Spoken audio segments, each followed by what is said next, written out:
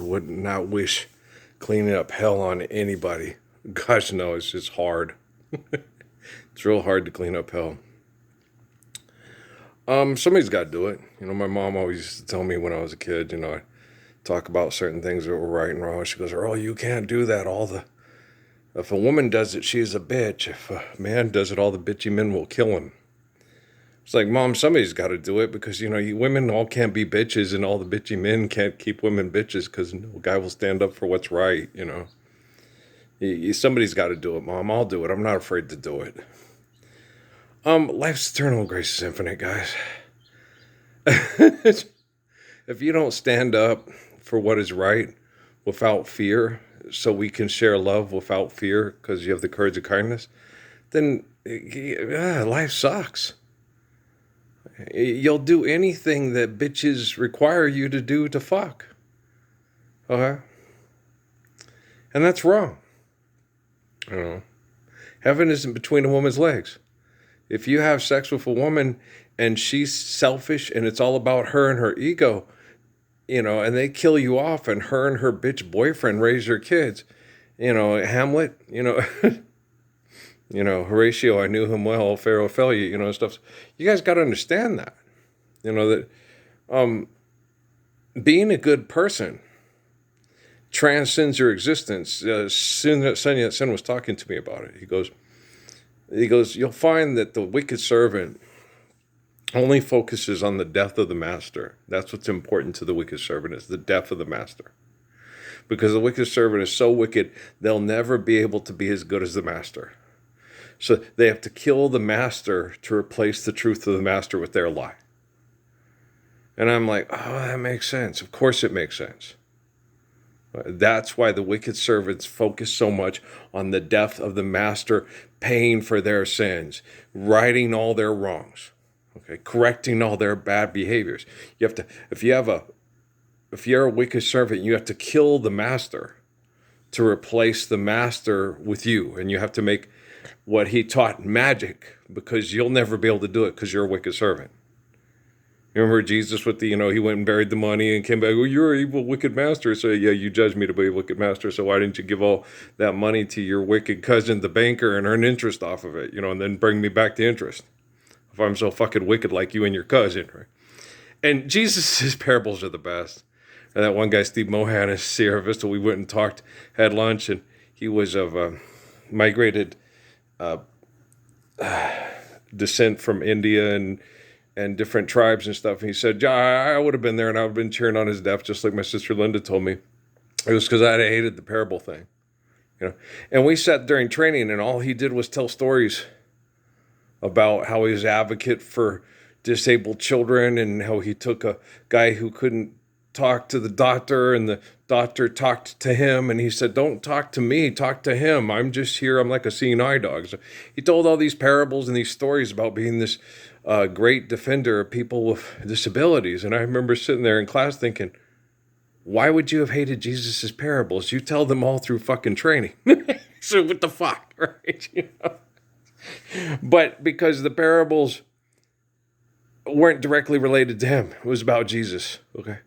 Jesus was correcting those that were doing wrong, okay? Taking a person to a doctor, standing up for them and being an advocate for them, it means nothing if you're not willing to stand up to stop people from torturing them with money. Why do you think, Steve, because I would have yelled for his death and I would have wanted him dead too? You have to correct people. You have to let them know, hey, if the story does not transcend your existence because your existence is better than other people's, because they're not being worthy of existence, then nobody wants to hear your fucking story. Okay, if you're an advocate for a person that has a birth defect or a disability because of conflict over money, because you're not living the truth of Jesus Christ or me, no one gives a fuck what you did. It's completely irrelevant.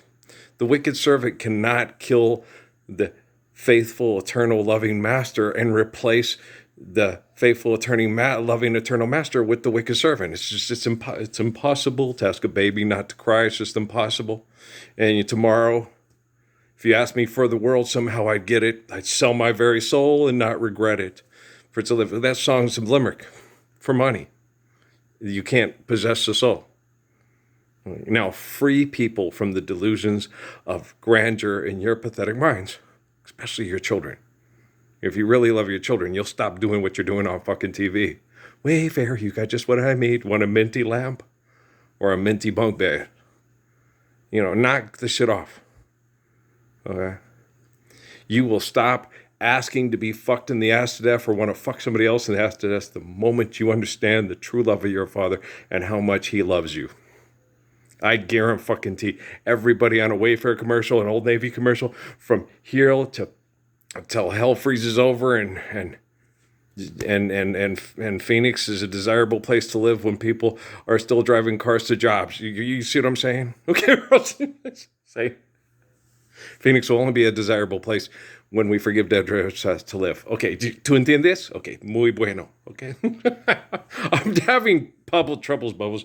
We're painting mariachi pictures, and it's hard because look at the complexities of the dresses. Okay, so I'm trying to put in the dress, and I'm like, did I miss a pink? There's just this like, so I'm sitting there, and I get a fashion designer in my head. Maybe it was my Corey. It's your dress. Make it whatever colors you want. Yeah, he's right. Okay, so just do with it what you want. Just be free. Just paint, And I'm like, yeah, he's right. Just make it pretty. I'm like, yeah, it's okay. I can do that. But you can see the pictures, they're very colorful and very brilliant and stuff. And so as we're doing this, we're trying to replicate the beauty, which is hard to do with a paintbrush. Okay. Sometimes you can cartoon it and make it more appealing to some people than the actual picture. Okay. Because there's less human flaw in it, and you make it more airbrushed. Like the dude from the Modelo commercial with the car art and the, and they make lots of money because they cartoon the art, and it makes it look even better than it really would if you put in all the minute details and made it look like a flawed, aging human being and just made it look like a perfect cartoon character with the perfect button, perfect apps. That doesn't fart, doesn't poop, doesn't queef on your face and go, oh, come on, man.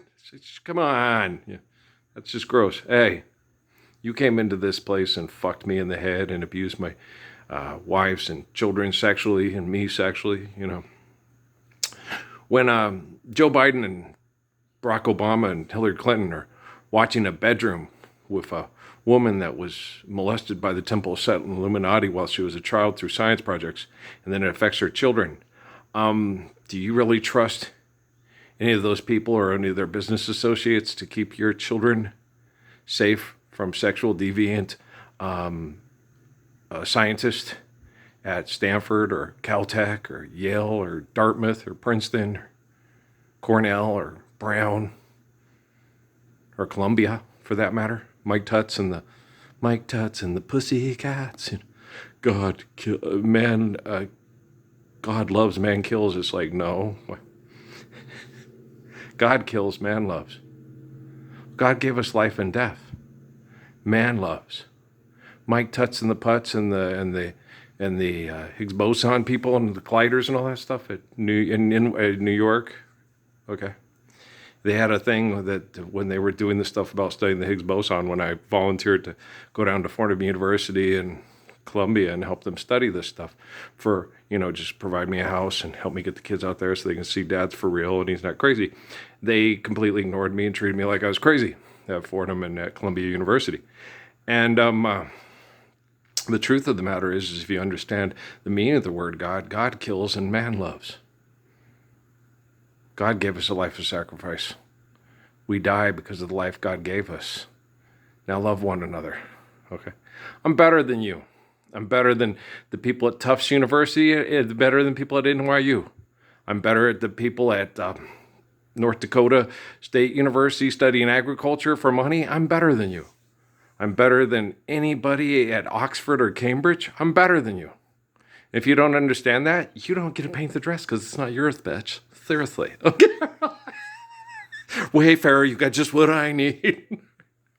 I'm not doing this to be mean to Kelly Clarkson or be mean to the little guy, the cute little guy with the good sense of humor on the Wayfair commercials.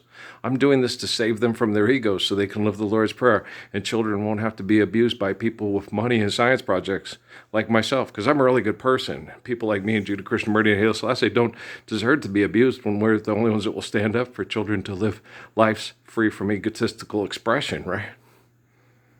So I'm not hurting anybody's feelings.